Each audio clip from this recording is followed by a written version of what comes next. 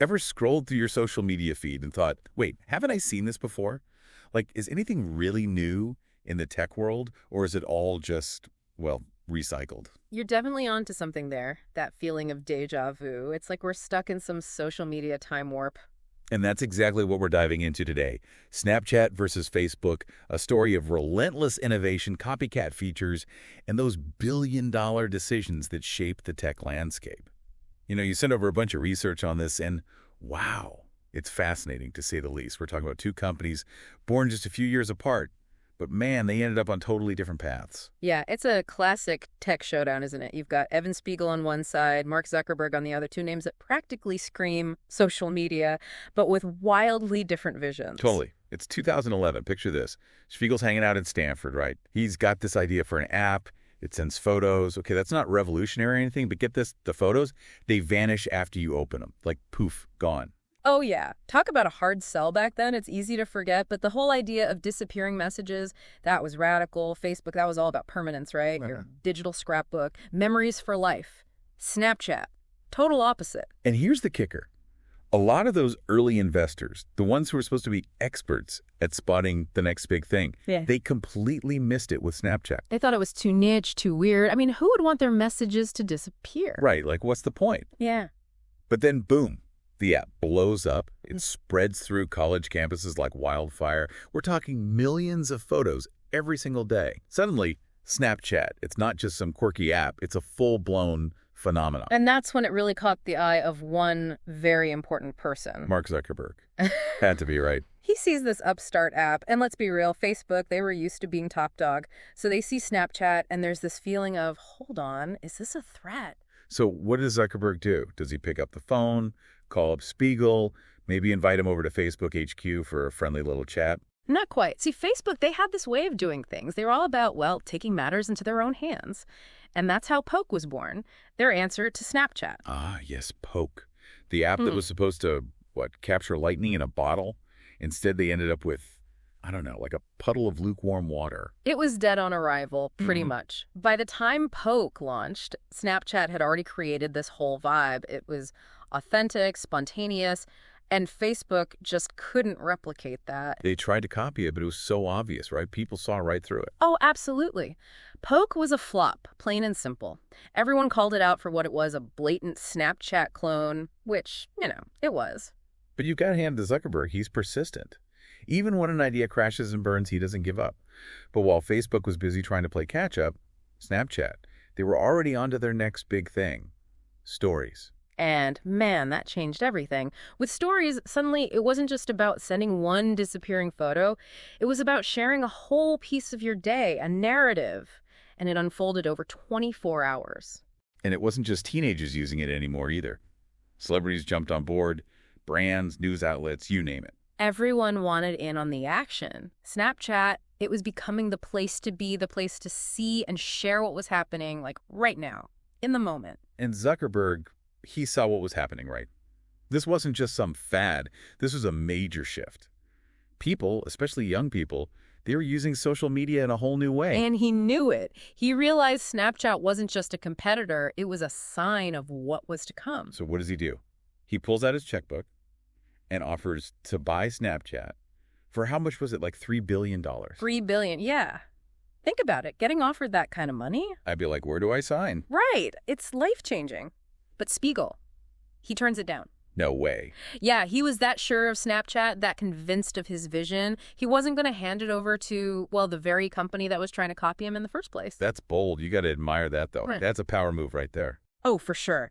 It was a rejection that sent shockwaves through the tech world, and it set the stage for what was about to become an even bigger, even more intense rivalry. So there you have it, right?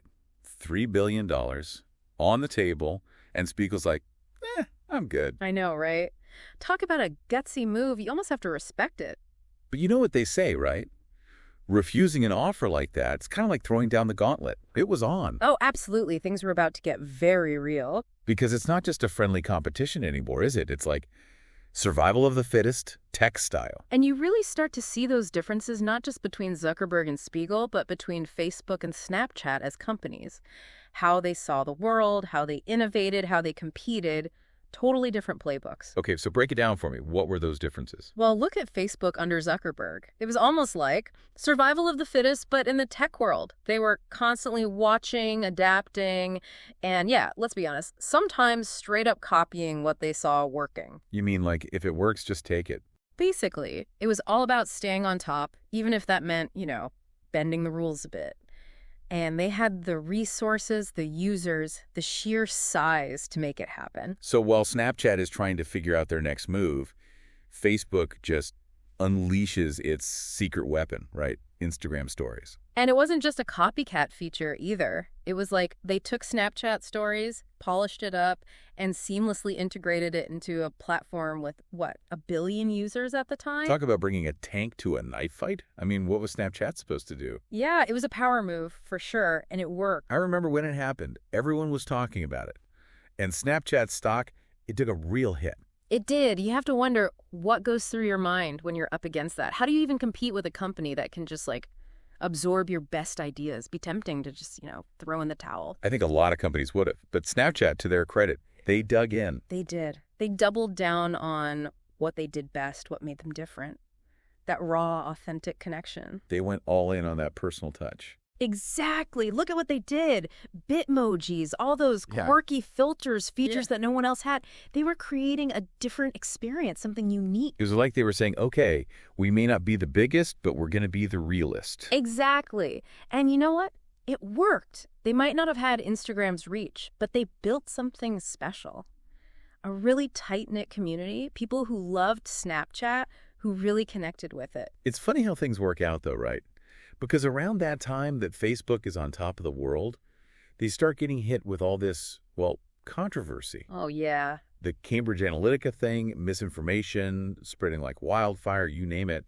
All of a sudden, it's not just about who has the cooler app. It's about, the impact these platforms were having on the world. It's like that old saying, move fast and break things. Silicon Valley loved that motto for a while, but then the bill came due. Facebook, they built this empire, but it came at a cost. People were starting to question their motives, their ethics.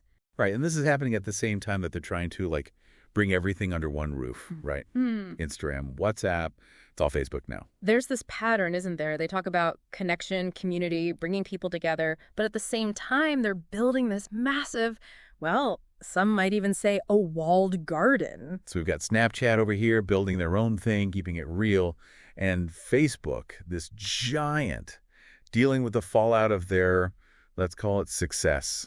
Makes you wonder, doesn't it, about those choices we make? You open up your phone, Instagram, Snapchat, what's it going to be? It's like this unspoken trade-off, convenience or privacy. The big platform with all the bells and whistles, or something smaller, more personal. And it's bigger than just us, right? Yeah. It's about what kind of digital world we're creating with these choices. So where are we now with all of this? Has anything really changed? Oh, it's always changing. Instagram, they're still on top, no doubt. Yeah. Especially when it comes to, anything visual. Photos, videos, that's their domain. And what about Snapchat? Still hanging in there. They are. It's funny. What they thought was a weakness, that smaller user base, it's actually become a strength. People who use Snapchat, they're really into it, engaged. Loyal, you could say. Totally. And they've kept innovating. Augmented reality, all those crazy lenses and filters, they're pushing the boundaries, especially for younger users. Kind of like they're that band that never sold out. They kept to their sound, and their fans love them for it. Perfect analogy. And it shows you, even when you're up against a giant, there's room for something different, something unique. What about Facebook, though? They're still, Facebook, right? They're shifting gears, I'll give them that. Yeah. They're all about the metaverse now. Virtual reality, this whole other digital world. Yeah, the metaverse. I don't know about that one. Feels a bit like a science fiction movie to me. It does, doesn't it? But that's the thing about tech. It moves so fast. What seems crazy today could be normal tomorrow. We have to keep up, pay attention, or we'll get left behind. You've given us a lot to think about today. I mean, we started with Snapchat versus Facebook, and we ended up, I don't even know where we ended up. Down the rabbit hole. Yeah. But that's what these deep dives are all about, right? You think you know a topic, and then bam, it takes you in directions you never expected. Exactly. So to everyone listening, next time you open up your phone, take a second, think about those choices you're making. Because it's not just about liking a photo or watching a video. It's about shaping the future of how we connect, how we communicate. It's about the digital world we're building, together, one app at a time.